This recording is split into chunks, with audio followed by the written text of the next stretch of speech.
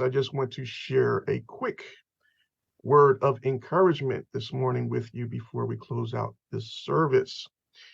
And this goes back into walking in our gifts. So this is a message that I want to say to each and every one of you. Is I know it's going to resonate with many of you, and that is to be proactive and not reactive.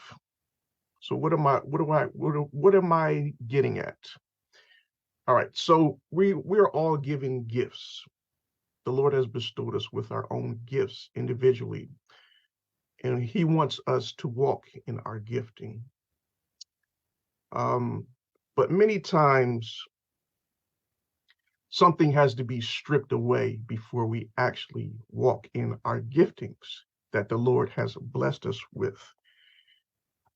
So I'm going to liken this encouraging word to the parable of the talents coming out of the book of Matthew, chapter 25, verse 14 through 30.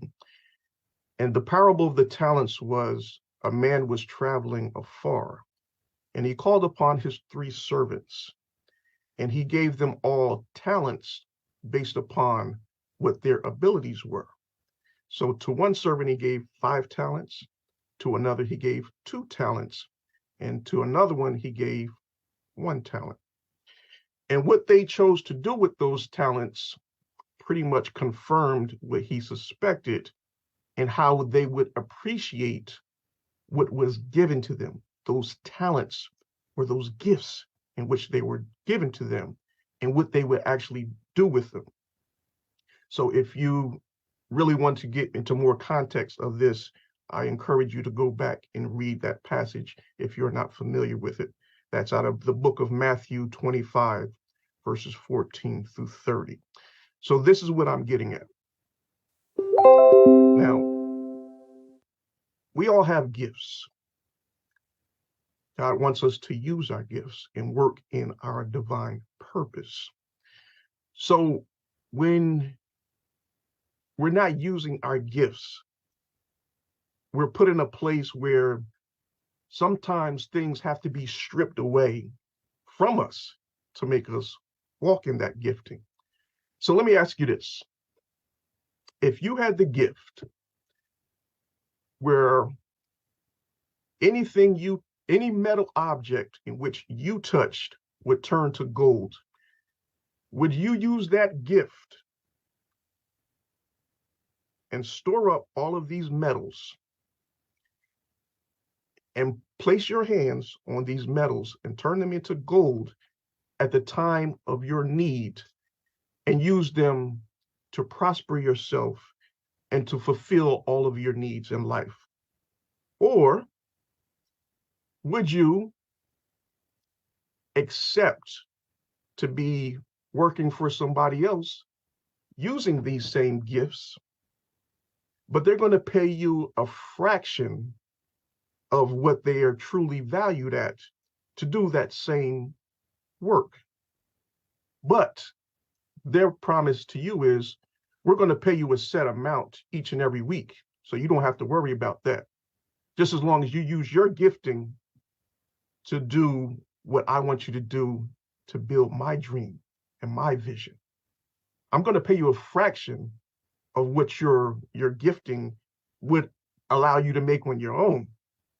But if we're going to be honest with ourselves, I would say that 90% of us would take the more comfortable route in saying, sure, I'll work for that person that's going to pay me a fraction of what my gifting and my value really is, because I know that's a steady income, instead of using your faith, your belief, and your trust in God that He will make provisions and put the right people in place to come to your aid and need with anything in which you need to make sure that all of those precious metals, those golds that you have stored up, will be in place, and the people will come to you to trade and to offer you money for that gift that God has given you.